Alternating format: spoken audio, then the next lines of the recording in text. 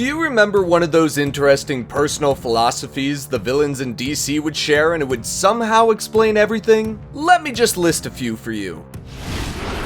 So Mr. Freeze has appeared in a lot of different forms of media with different iterations. The scientist Victor Freeze's wife was diagnosed with a severe illness, and a deadly one at that. Despite his best efforts, he was unable to cure her, so he had to freeze her. That's the basic story of his origin. Although different versions will tell a different story. In the end, it was love that drove him to do the things he did. He just wanted to save his wife. For the sake of finding a cure for his wife and getting back together with her, Freeze gambled his reputation in the scientific community and turned into a criminal. He lost all that he had. This is just what makes him such a great villain. His driving philosophy is just the love for his wife. In this narrative, Freeze is someone who will do anything to get his wife back, and has been created by the unity of love and tragedy.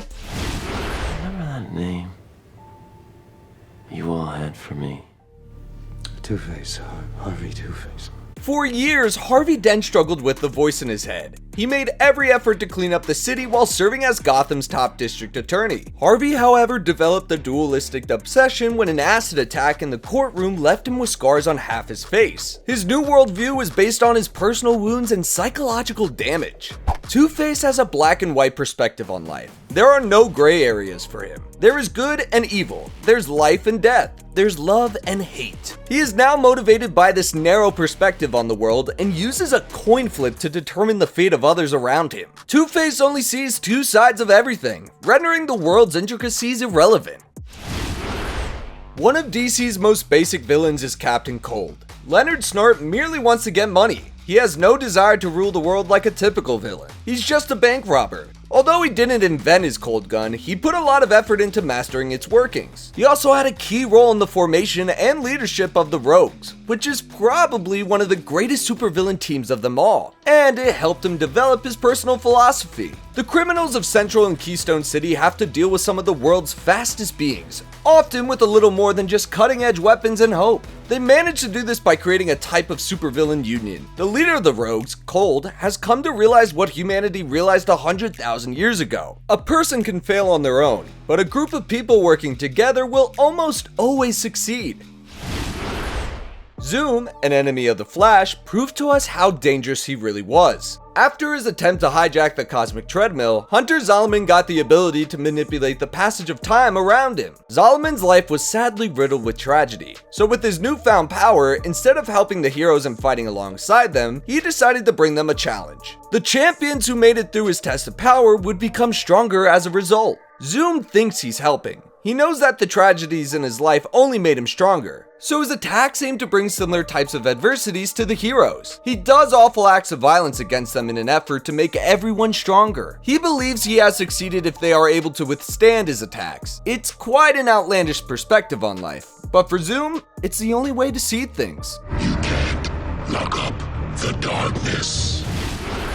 Darkseid has made numerous attempts to take control of reality, and even though his strategies might be a bit unusual, Darkseid is constantly searching for the anti-life equation. He honestly doesn't really need to do that because his armies and powers can easily take care of his opponents. But by obtaining the anti-life equation, he would be able to be the only one with free consciousness, and all life would become an extension of himself. Basically, Darkseid's entire philosophy is based on the feeling of control. He already has all the power he needs, so he doesn't really need to seek more. So, he wants to be the one holding the strings. He thinks that the multiverse would be better off if he was in control. So it's like he doesn't want to rule the world, but the multiverse instead. I mean, that's quite the tall order, Mr. Darkseid.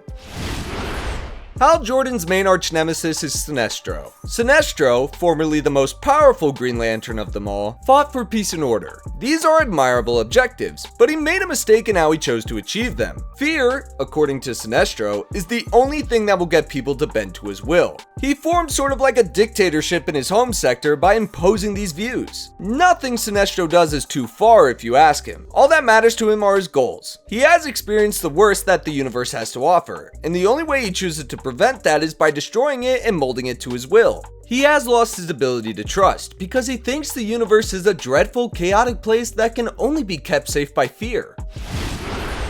So we all love the Joker. Being Batman's burden helps, but he is more than just that. Because of his unique perspective on things, the Joker has developed throughout time from a straightforward criminal mastermind to something a little bit more nuanced. The world is a chaotic place in the Joker's eyes. Nothing shields people from the whims of fate, and in the end, nothing really matters because every story ends in death.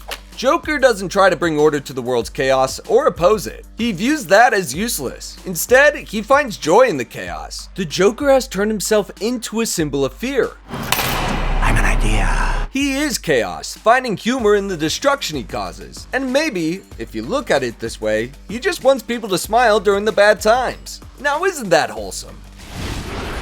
So what Poison Ivy thinks is that people don't deserve to exist. Pamela Isley developed a dislike for humans when she learned to love plants as a horticulturist. She believed that the flora on Earth was enough for the planet to survive. She was kind of like an environmentalist, but a little bit more extreme. She does have a point though. The planet is being destroyed. In order to maintain a certain way of life, the human species does consume everything that is placed in front of it, even when it's not hungry. She believes that plants are ideal because they contribute to the environment rather than destroy it. So you know what?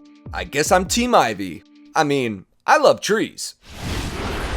Ra's al Ghul has lived for many years and has witnessed the real face of humanity. Although he knows that there are those that do good, he considers humans to be a plague on the planet because we are depleting its scarce resources and killing one another for kinda just dumb reasons. Ra's al Ghul seeks to stop any further growth of this plague. He doesn't want to destroy everything though, just minimize the population enough to reduce all the damage. In that sense, his beliefs are very similar to Poison Ivy's. Although he kind of wants to eradicate most of us in order to rescue it. And now you have officially carried it too far, buddy. But he is right when he says that something needs to be done. The iconic DC villain Lex Luthor. His battles with Superman are more than just one man trying to stay out of prison while doing whatever he wants. Lex justifies his actions by claiming that he is fighting for humanity's future. The existence of metahumans and aliens fuels his motives as he believes that they take human achievement and turn it into something drab and hollow. Luthor feels as though he is defending humanity. He can justify his greed in this way by making it seem admirable. It gives him the chance to rise beyond his own mistakes and shortcomings and assume a noble role. In his eyes, monsters and aliens have no right to associate themselves with humans, even if they were born on Earth. So he just fights them. But he's honestly just a little bit of a hypocrite, because if he was actually willing to defend humanity the way he defends his ego, he would probably just become one of the greatest heroes the planet has ever seen. So which one of these philosophies was your favorite? Or do you have another one I forgot to mention? Let me know in the comments below, and I'll see you in the next one.